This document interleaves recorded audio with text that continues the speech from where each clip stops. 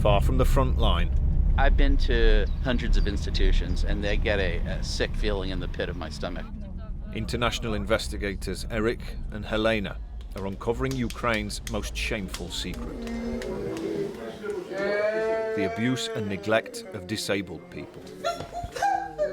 Look into these cots and you see the smothered potential and stunted growth of lives stolen by a state system that is stuck in the past.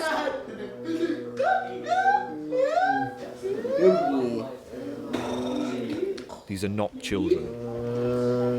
They're young men in their 20s or 30s. What you have here is failure to thrive, because this is this person's life. Inside this crib, this is all of the stimulation he has. This person is dying a slow death in this bed. Here's an evacuee from the fighting in the east, but his suffering long predates the invasion. Oh my God. This is his ribs. This is his ribs hanging out. To have this kind of lack of development, that is a product of many years of neglect. He's skin and bones. These places are relics of the Soviet era, long since left behind by other countries. But the director here says Ukraine still needs them.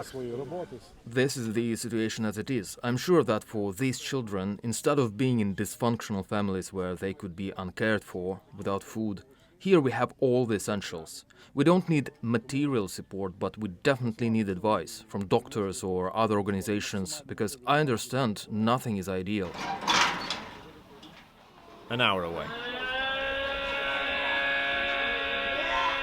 Another institution with its own sights and sounds.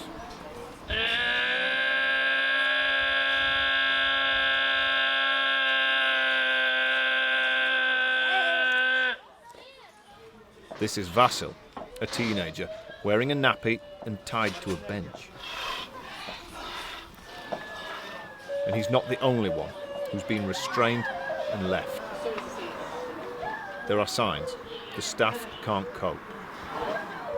They went from 10 residents to 52 overnight, taking in those escaping the war.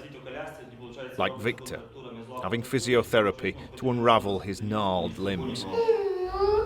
Rigid from years of institutional neglect.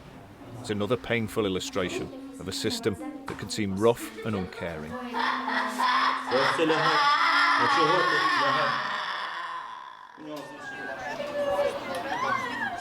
3 hours after we arrived, Vasil's still tied down. He wants to be free, and his frustration is growing. Vasil, like so many in these places, is not an orphan. His parents have come to see him. But not many visit their children. Vasil's mum and dad were told to give him up when he was 5. He's now 18. If we lived in the UK, our son would probably live with us. We love our country. I am proud to be Ukrainian. But we need to have this support from our state. We would like to have better conditions and more staff, of course. But this is the reality. The reality for generations of young Ukrainians. Their parents, the staff, everyone persuaded these institutions are where disabled people belong. This is remote, even by institutional standards. Deeper into the country, we get a vision of what Vasil's future could be like. A home for disabled adults from which there is no escape.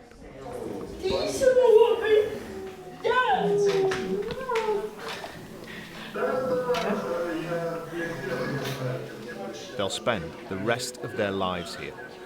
Like Antonina, who's 26, tied down by staff in a system devoid of humanity. The nurse says there's nothing she can do to help Antonina. She says, unfortunately, nature has decided their fate.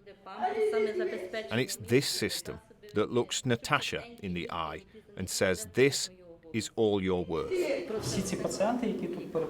The doctor says they have a bath once a week, but there aren't enough staff to take everyone outside.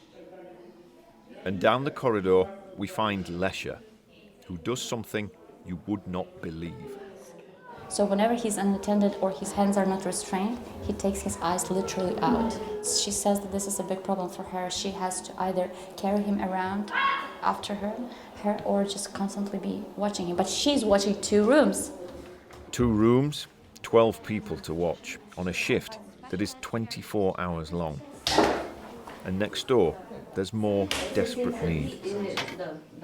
The staff are consumed by the hopelessness of an unfeeling system that reduces life to this. We've seen children in distress, some of them clawing their own eyes. Це, мабуть, другого корпусу Льоша. He does it all the time, and it's not the first time he has shocked people. Do you think they're actually feeling pain? Yes. And you're not doing anything to help?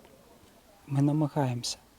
We try to help them. It doesn't mean that we are doing nothing, but our abilities are very limited. We are not able to change either the situation or a patient. They are as they are. And there it is, the stubborn shadow of a Soviet system, still darkening these places, and the mindset that sustains them, 30 years after Ukraine's independence. A mindset that could damage its hopes of joining the European Union.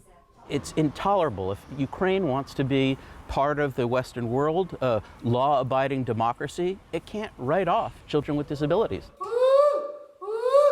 So for how much longer will Ukraine tell Victor and Ivan and so many more, this is all they deserve in life?